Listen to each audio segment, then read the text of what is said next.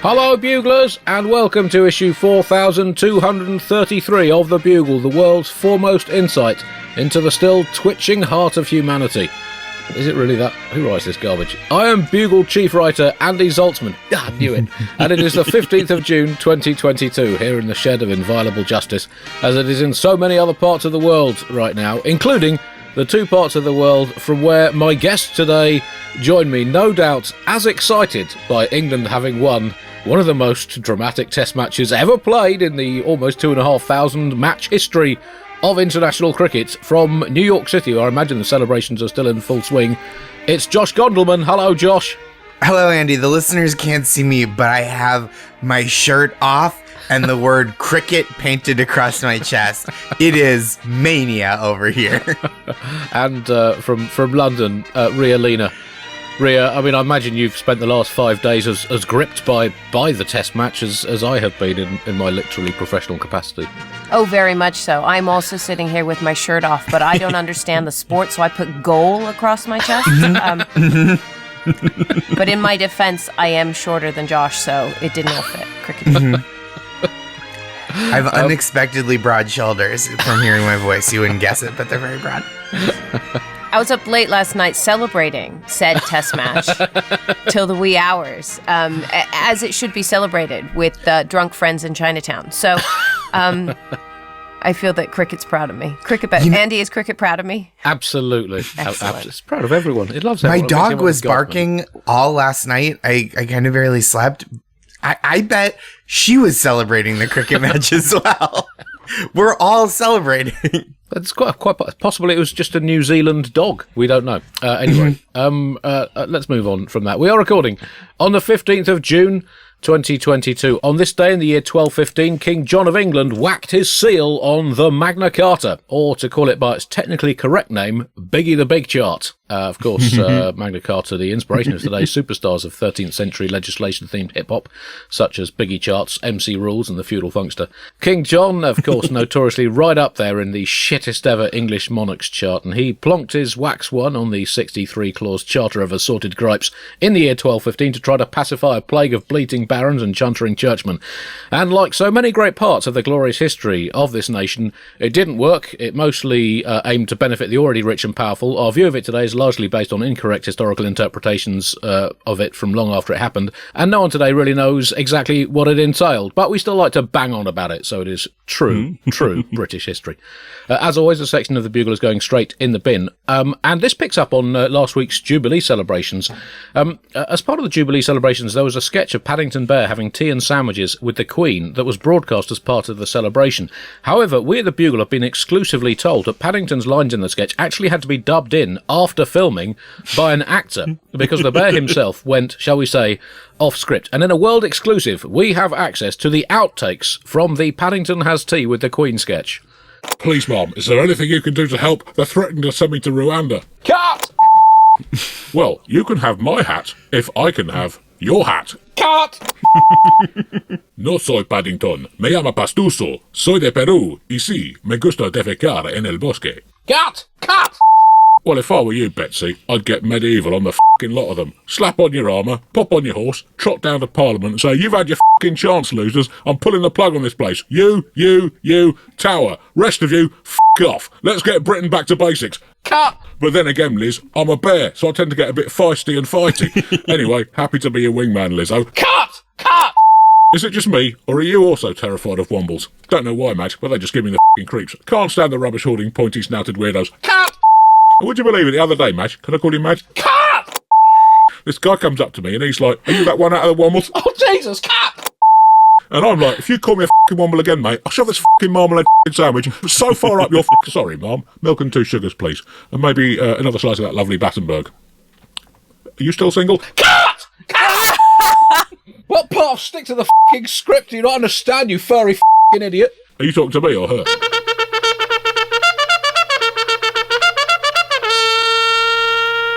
Top story this week, America is still f***ed. Josh, as our American correspondent this week, just bring us up to date with exactly what's been going on, particularly with the 6th of January hearings into, well, it's essentially a look into the Donald Trump's legacy of cack-sold country that continues to shape and drive the American political agenda. So we're having some hearings over here investigating the thing that was on live TV. And if you missed it on live TV, the people doing it were live streaming it from the Capitol, saying we're doing it, we're storming the Capitol. And so now we're investigating, I guess, whether that happened. And so it's kind of a national exercise that's either a confirmation of reality or large-scale gaslighting. The panel is trying to prove that Donald Trump knew the allegations of election fraud that he leveled, right? That set off this January 6th insurrection, were false. The panel's trying to prove that he knew he was lying when he said that there was fraud, it's hard to prove because much like Doctor Strange, from what I can glean from the posters, I haven't seen the movie, Donald Trump exists in a multiverse, one universe that exists, and then another that's whatever he wants it to be. And those two universes are equally real to him. It's kind of a regressive reboot of Everything Everywhere All at Once, where an old white man gets to live out all his potential realities. Former Attorney General Bill Barr testified that Trump became detached from reality, which is how you know Barr is full of shit. Like, became? He remained detached from reality, and it became a political problem for some of his allies who like to go to fancy parties and eat at nice restaurants, not just a single golf club in Florida. One witness who was party to these strategic discussions within the White House said that Rudy Giuliani was drunk while advising Trump on election night, which would explain Giuliani's actions that night and over the preceding 20 years and the ensuing year.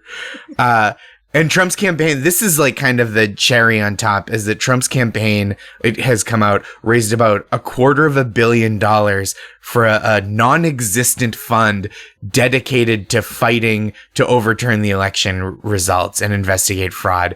And that, more than anything, is the crowning achievement of the Trump presidency. More than any policy, more than any national mood, it's getting $250 million to not investigate a thing you didn't believe was happening in the first place. Trump's presidential library should just be bookshelves full of that $250 million. Just, here's my legacy. This is all you need to know. That money was interesting, wasn't it? That they, I thought that was really, I was like, who's upset by it? I'm not sure who's upset by it because the Democrats are like, and you raised this money for nothing. But it's like, it wasn't your money anyway. It was money from Trump donors. Yep. And it then went to the, as you said, to that invisible fund, the non-existent official election defense fund, yep, which then gave the money to Save America PAC, who then gave it to various associations, organizations associated with Trump, like the company that organized the rally that then ended up being the riot, and the Trump Hotel Collection. Given that many of those donors were at the rally and probably stay at his hotels, it's just the circle of life, isn't it? Like, it's so funny too that the track the money went on is so traceable, right? It's like the money laundering equivalent of like spraying Febreze on the armpits of a t-shirt. Like, it's not laundering. It's just slightly less objectionable, I guess.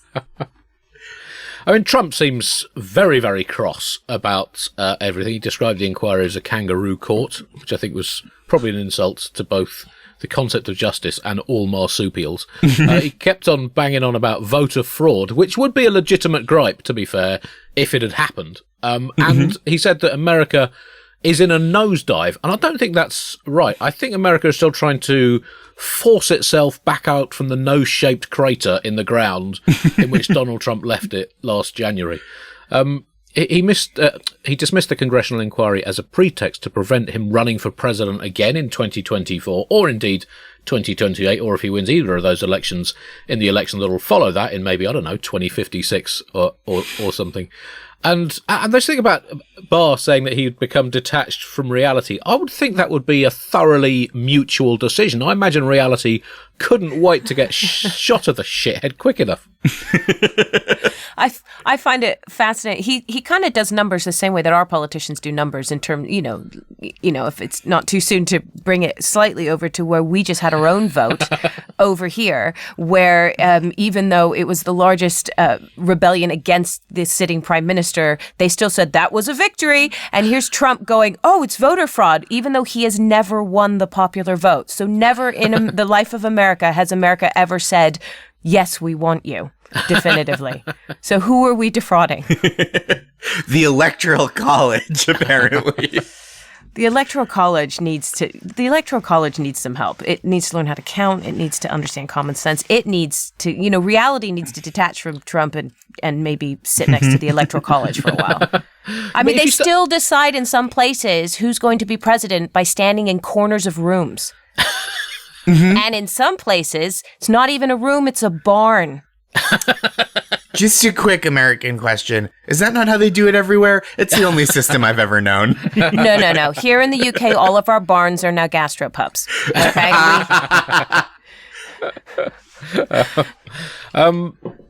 Elsewhere in the sort of the after-Trump America, a veteran South Carolina congressman for the Republican Party, Tom Rice, has been turfed out in a primary election by a Trump-endorsed candidate, Russell Fry, in what was, a Trumpist revenge vote because of Tom Rice last year voting to impeach Trump for proudly defecating all over the quivering remnants of American democracy. So Josh, what could at this point heal America? Are we looking at just full-scale Armageddon and a rebuild from scratch, hoping that you get it slightly less wrong next time? Or are you looking at, coming back to the mothership, rejoining the United Kingdom for another 100 years, get things back on track, and then go your own way again?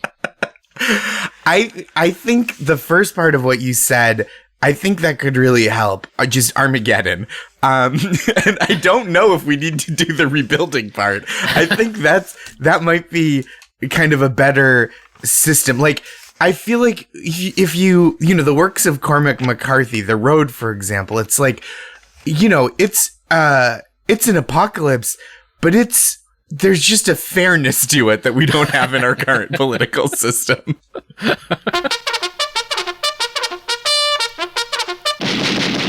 Britain news now, and now that the bibliational Elizabethments and Bunting's patriotistic pinatas have passed, here in the UK, things are getting back to our regular state of realising quite how unbelievably and unnecessarily shite everything has become under the anti-sense, logic, sceptic, delusionist auspices of the Conservative government over the last 12 years, with sterling floundering on the international markets and being teased mercilessly by the other countries for being worryingly out of shape, with chaos begetting chaos on various transport networks, with the cost of existing Britishly rocketing up like a late 1950s Soviet dog, and with the Prime Minister fumbling around like a naked man at a funeral wearing a rotating light-up sombrero to take people's attention away from his bluter, the government has resorted to doing what it does best, dealing with immigrants in a moronic, putrid, but headline-grabbing way.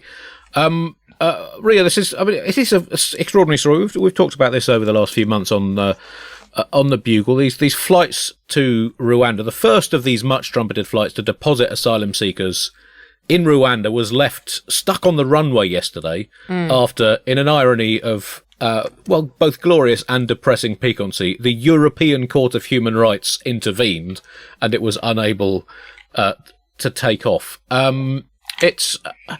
do you assess the situation? And to add to this, it was a Boeing 767, capacity 250 plus, and it was rammed to the rafters with, wait for it, an estimated up to 7 asylum seekers on board. It's kind of an extraordinary look at where the British government is in terms of the message it's trying to portray and the incompetence that it cannot avoid. Yeah, and it's all because obviously there's a whole ton of human rights lawyers that are appealing on behalf of each individual refugee that is on that flight, or not, as the case may be. I'm not quite sure why they're all appealing. I have friends whose holiday to Mallorca was cancelled over half term that would kill for a seat on that flight, but that's another thing. But I find I'm I'm worried and amazed in equal measure. I mean, for example, Jeffrey Robertson, who's representing the lead case before the European Human Rights Courts, said one of the things that makes Britain great is that we will abide by international courts and international law. And he says that every time they win and a refugee is saved from being on that flight. But first of all, Northern Ireland just called, and I don't know that that's how they feel about Britain's reputation for following international law. But secondly, Boris has just said, well, okay, if they don't want us to, we'll just leave the Convention for Human Rights to force this through. He will not be, as Boris said in his own words, deterred or abashed. Although whether he meant with regards to the Rwandan policy or whether the journalist was just stuck between him and the bar is unclear at this point. I will say, Boris Johnson said he would not be deterred or abashed. I happen to think he is deterred here. Good-dunk, love it.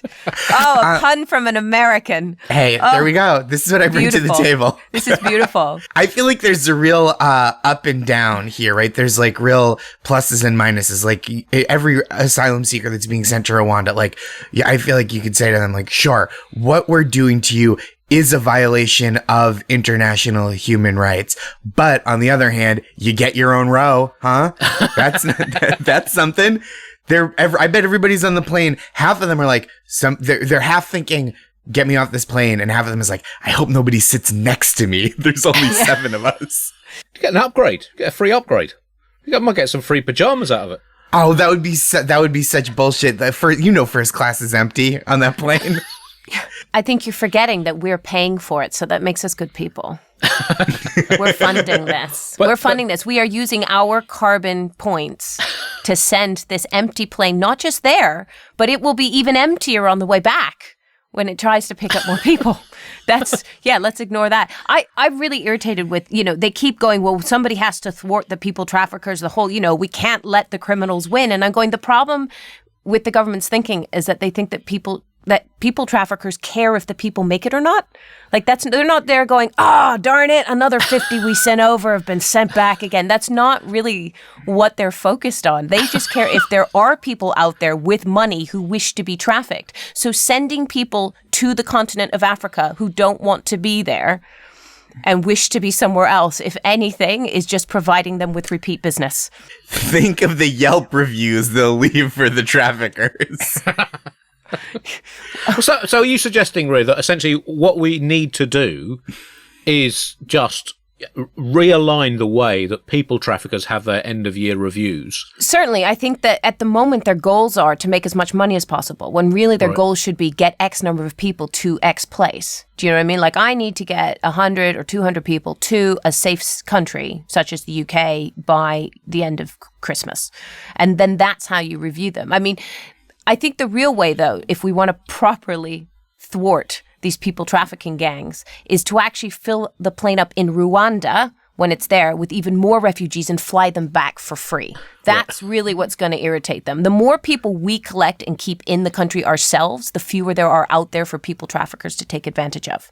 Do you know what I'm saying? Then, once they're here, we're going to train them up. We're going to put them to work contributing to our economy, right? Making money for us, not for the people traffickers. Fill their heads with ideas of gender equality, democracy, socialism. Make them so grateful that we were good to them. They would do anything for us, provide help to other refugees that need to come over in a safe, affordable, legal manner.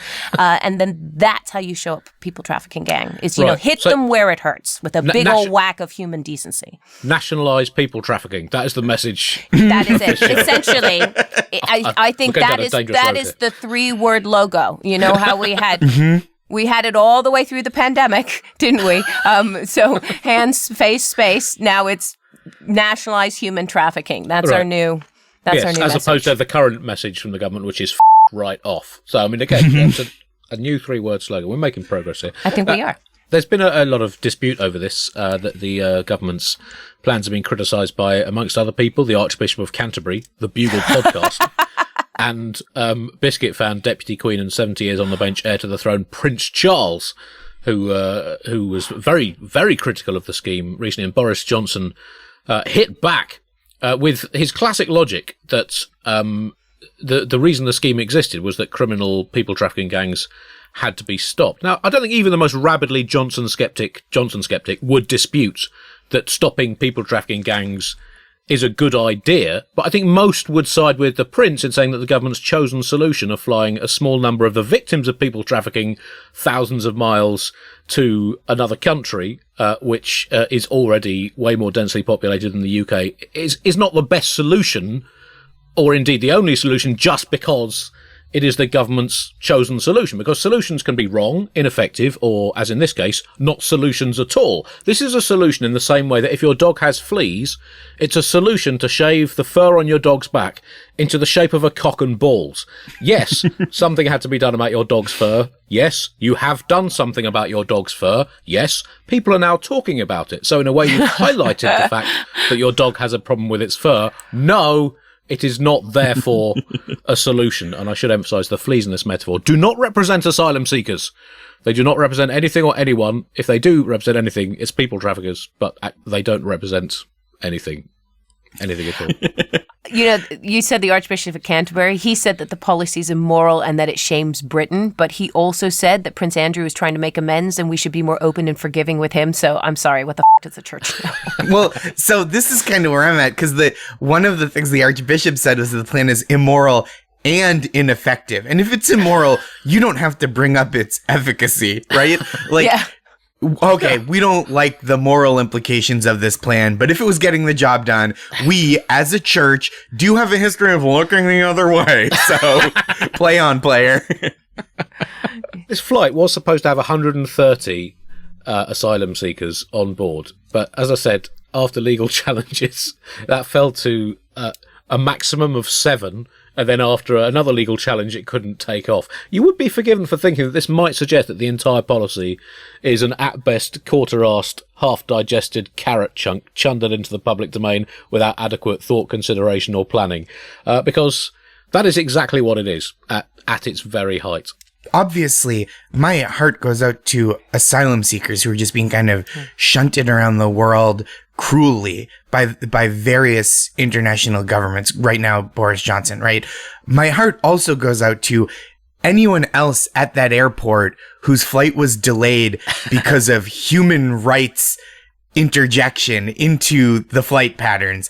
I've heard a lot of reasons for delays, but if I was on the tarmac ready to travel for business or to visit family, I heard, sorry, we're delayed a few minutes. We have a human rights violation ahead. I would just be like, me, I'm never getting home, huh?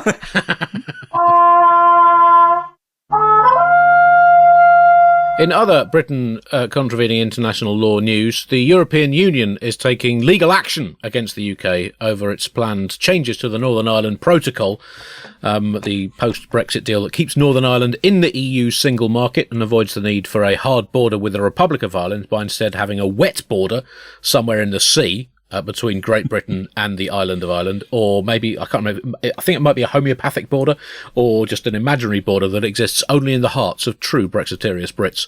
The UK government doesn't like the deal because it was cheekily hoodwinked into signing the original post-Brexit deal by itself, and after various unsustainable clauses were sneaked into the deal by itself, openly and in plain sight. So it's understandably keen to renegotiate the deal, and by renegotiate, it wants to renegotiate it with a shredder.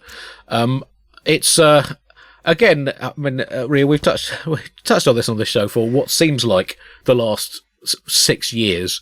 That's, I mean, no one could possibly have foreseen that the United Kingdom had a land border with the European Union before we voted on this. This all kind of stems from that unexpected discovery. I don't know who made it or when, but really, I mean, this all stems from that, doesn't it?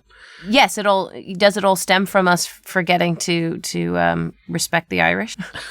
Surely not. That's not the way we do things. Not at all. This all stems from the changes that the government wants to make to the protocol, which essentially would create a red and a green channel for goods across the Irish Sea. So if it's going to go into the EU, they have to have a few more checks, and if it's going to stay in Northern Ireland, it can stay in the green channel. And the EU is obviously upset about this because this isn't what was agreed, although I don't know why they're kicking up such a fuss. thus, if something comes into the EU that they don't like, there is plenty of room on a plane to Rwanda, and they can kick it back out again.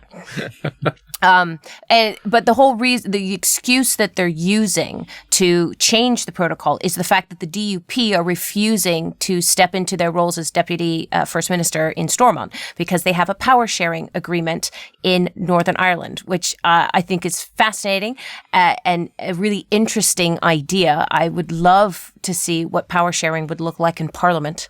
If Keir Starmer was, instead of the opposition leader, the deputy prime minister.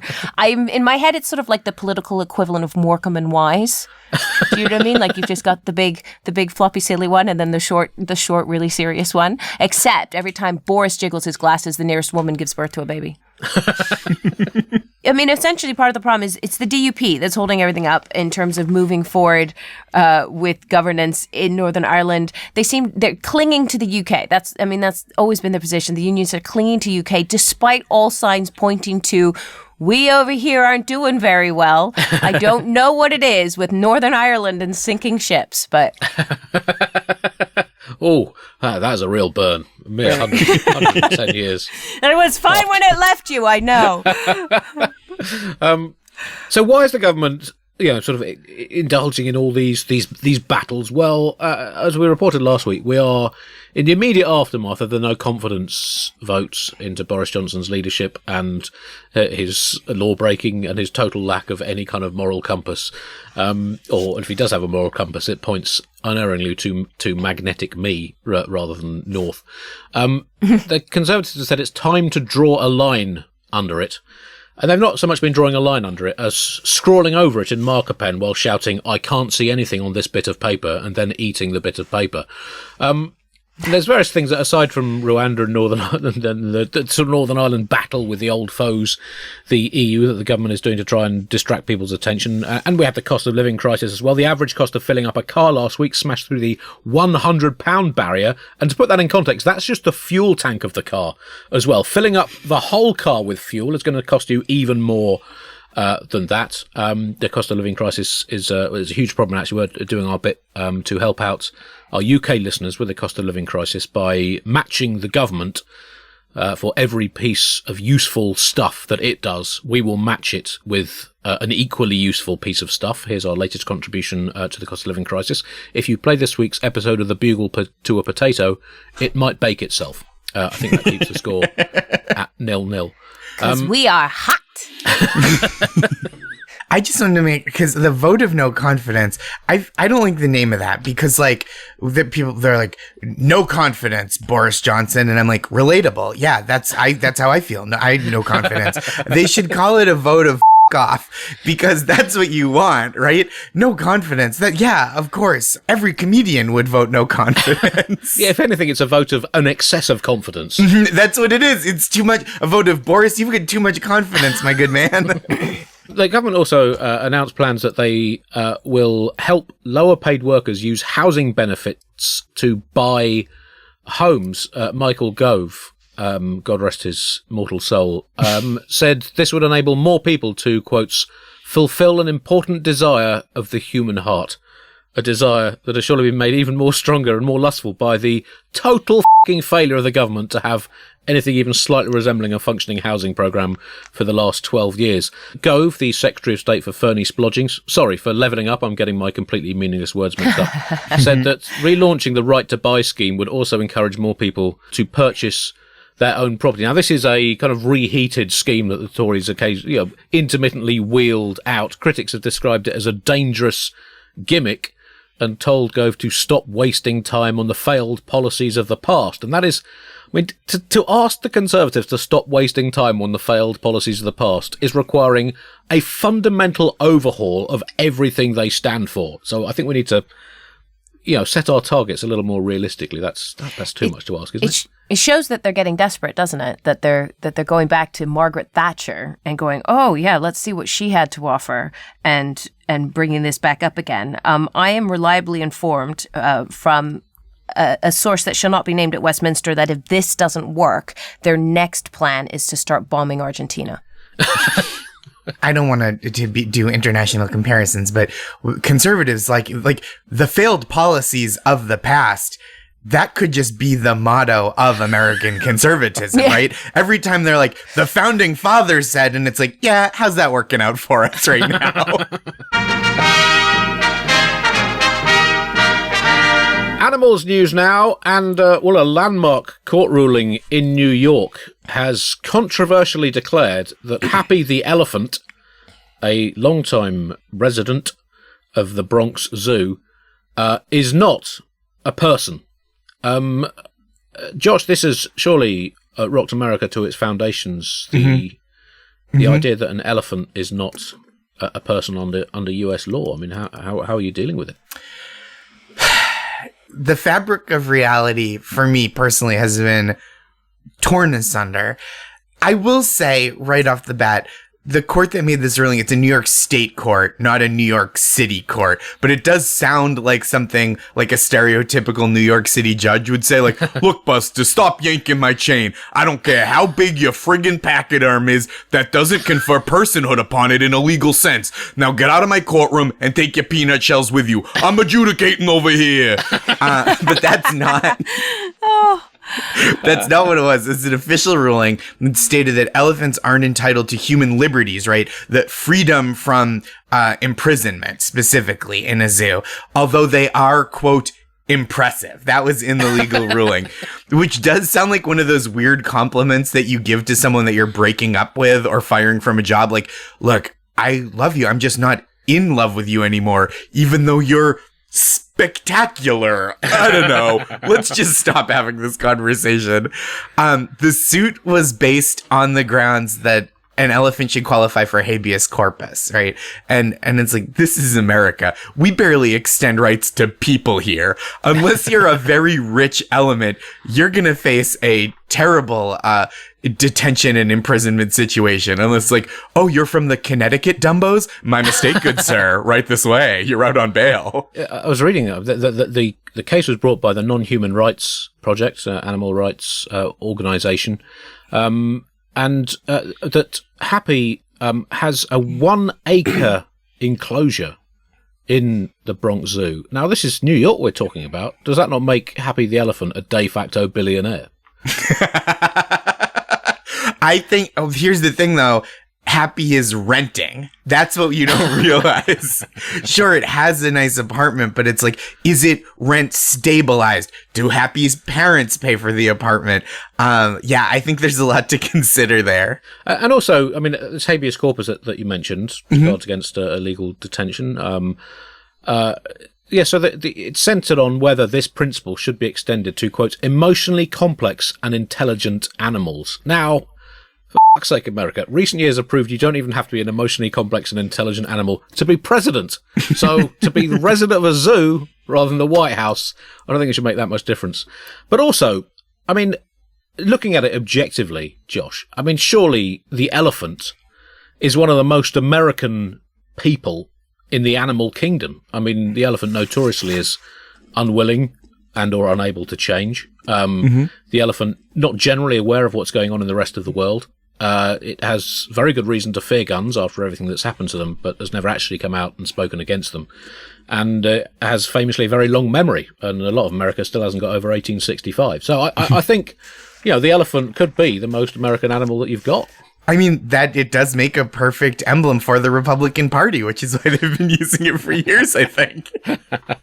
That may have counted against it in the court decision. I think Happy needs to take matters into her own hands and maybe stampede the zookeeper's headquarters, claiming justice fraud.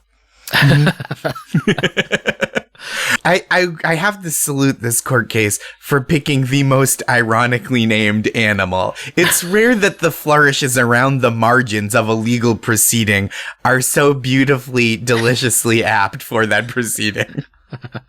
Well, I mean, just a little more detail on Happy. Happy is a naturalized American, having moved from her native Thailand as a 1-year-old pachydermlet, now aged 51. She's been resident in the Bronx since 1977 and does actually pop her trunk with a distinct New York twang, if you listen correctly. Also, big fan of the Yankees, coffee, brunch, and avant-garde music. Tragically, however, and this is one of her lifelong regrets, she's never been in one of New York City's famous yellow taxis. Which is a real shame. And moved in 1977. There are some people that still wouldn't consider Happy a real New Yorker yet because she wasn't born here. You didn't mention that she arrived at Bronx Zoo in 77 with Grumpy. Happy came with Grumpy. All right. Who was far more accepted by the New Yorkers. That's a fucking guy. Yeah, I think that's truly the reason behind this ruling is that they're still upset with Happy because Grumpy was fatally injured in a 2002 confrontation with two other elephants, who weirdly were not in the court case. I don't understand why, but only Happy was in the court case. So I don't know if this is so much. I think Happy. I think what's really happening here is Happy is the Karen of the elephant enclosure, and they're just trying to. They're trying to make peace, and so there's more to this story, is what I'm saying. I think we need to dig deeper. The other two elephants were mobbed up, so that's why there was no kind of court proceeding against them. A quick bit of other animal kingdom news. Monkeys are celebrating this week because apparently Monkeypox is going to get a new name, according to the World Health Organization. Exciting news here in Britain as well, because we have pulled away from the competition in the most cases of monkeypox reported in Europe. It was pretty close a few weeks ago, but we've shown our British superiority by pulling clear of Spain and Germany in the Euro. We'll take a win now. Any win we will take at the moment. Ria, you are, as discussed, a qualified virologist. What is the new name going to be, and why are they changing it? Well, this is exciting for us here in the virology community. We're excited. At the moment, the front runner is lowercase h, capital MPXV, which we're all super happy about how that flows off the tongue. We think that's really going to speak to the people. I